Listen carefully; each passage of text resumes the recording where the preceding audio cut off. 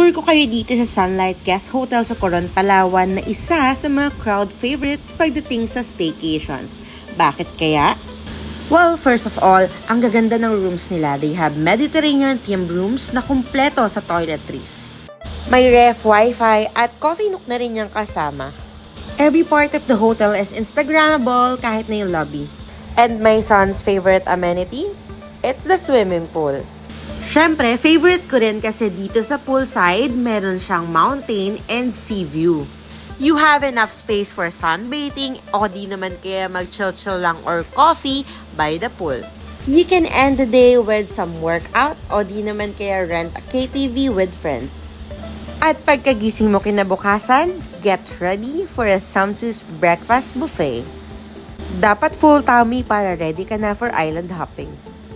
I booked them via Klook and the cheapest accommodation that you can get is around 2,500 pesos. You can also use my code JECA5 off to get 5% off on hotels and 3% off on any activities on Klook. Follow me if you want more food, travel, and motherhood contents. Bye!